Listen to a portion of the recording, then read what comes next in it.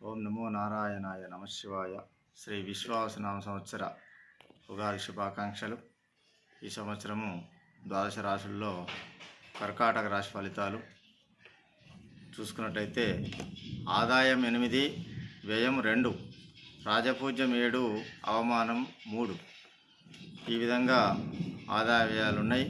కర్కాటక రాశి వారికి గురువు ఈ సంవత్సరం ఉగాది నుండి మే 14 వరకు వృషభంలో ఉండడం వలన అన్ని కార్యములందు విజయాన్ని సాధిస్తారు. అంతటా సౌభాగ్యాన్ని పొందుతారు. శత్రుబాధలు ఉండవు. శుభవార్తలు వింటారు. గౌరవ మర్యాదలు అధికమవుతాయి. అద్భుత శక్తి సామర్థ్యాలను పొందగలుగుతారు. కుటుంబంలో అభివృద్ధితో పాటు ఆకస్మిక ధనలాభం ఉంటుంది. తర్వాత మే 15 నుండి అక్టోబర్ 19 వరకు తిరిగి డిసెంబర్ 6 నుండి వత్సరాంతం వరకు కూడా గురువు మిథునంలో ఉండడం వలన రుణ ప్రయత్నాలు తొందరగా ఫలిస్తాయి. స్థాన చలన సూచనలు ఉంటాయి. శుభకార్యాల మూలకంగా ధన వ్యయం అధికమవుతుంది. ప్రయాణాలు ఎక్కువ చేస్తారు. అనారోగ్యం ఏర్పడకుండా జాగ్రత్త అవసరం. మరి అక్టోబర్ 20 నుండి డిసెంబర్ 5 వరకు కర్కాటకంలో ఉండడం వలన వృత్తి ఉద్యోగ రంగాల్లో ఆలస్యంగా అభివృద్ధి ఉంటుంది. ఆకస్మిక ధన నష్టం కలిగే అవకాశాలు ఉంటాయి. ఏ విషయంలోనూ స్థిర నిర్ణయాలు తీసుకోలేకపోతారు. అనుకోని ఆపదల్లో చిక్కుకోకుండా గౌరవ మర్యాదలకు భంగం వాటిల్లకుండా జాగ్రత్త పడుట అవసరం. శనిదేవుడు ఈ యొక్క రాశి వారికి ఈ సంవత్సరం ఉగాది నుండి వత్సరాంతం వరకు కూడా మీనంలో ఉన్నాడు. మానసిక ఆందోళనతో కాలం గడుస్తుంది. ఆరోగ్య విషయంలో శ్రద్ధ వహించక తప్పదు. ప్రయత్న కార్యాలు ఆలస్యంగా సఫలమవుతాయి. చెడు పనులకు దూరంగా ఉండటం మంచిది. వృత్తి ఉద్యోగ రంగాల్లో అభివృద్ధి ఉంటుంది.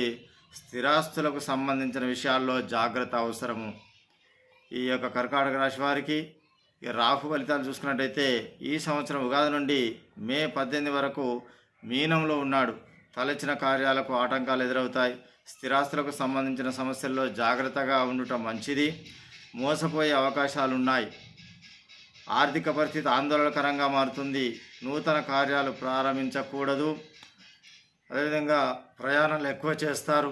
మరి మే 19 నుండి వత్సరాంతం వరకు కుంభంలో ఉండడం వలన మానసిక ఆందోళన తొలుగుతుంది. ఆరోగ్యం గురించి జాగ్రత్త వహించాలి. ఆకస్మిక భయం దూరం అవుతుంది. ప్రయాణాల్లో మెలకు అవసరం. ప్రయత్న కార్యాల్లో ఇబ్బందులు ఎదురవుతాయి. విదేశీయాన ప్రయత్నాలు ఆలస్యంగా ఫలిస్తాయి. ఆ తర్వాత కేతు ఫలితం చూసుకున్నట్లయితే ఈ సంవత్సరం ఉగాది నుండి మే 18 వరకు కన్యలో ఉండడం వలన నూతన వ్యక్తులను నమ్మి మోసపోతారు. సంఘంలో అప్రతిష్ట రాకుండా జాగ్రత్త పడటం మంచిది.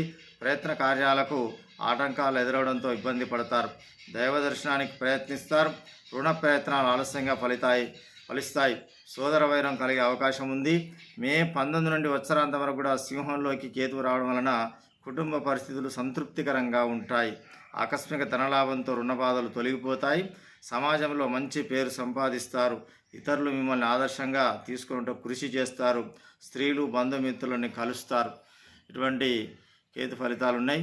కర్కాటక రాశి వారు ఏది ఏమైనా గ్రహాలు అనుకూలంగా లేని కారణంగా వీరు ఈ సంవత్సరం పుణ్యక్షేత్రాలను దర్శించి ఆ యొక్క పుణ్యక్షేత్రాల్లో హోమాలు కానీ వ్రతాలు కానీ చేయించుకుంటే వారికి సత్ఫలితాలు కలుగుతాయి.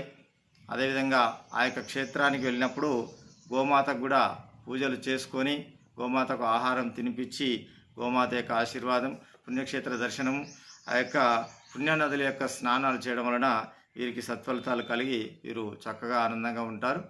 మరలా సింహరాశిలో కలుద్దాం. ఓం నమో నారాయణాయ నమః శివాయ.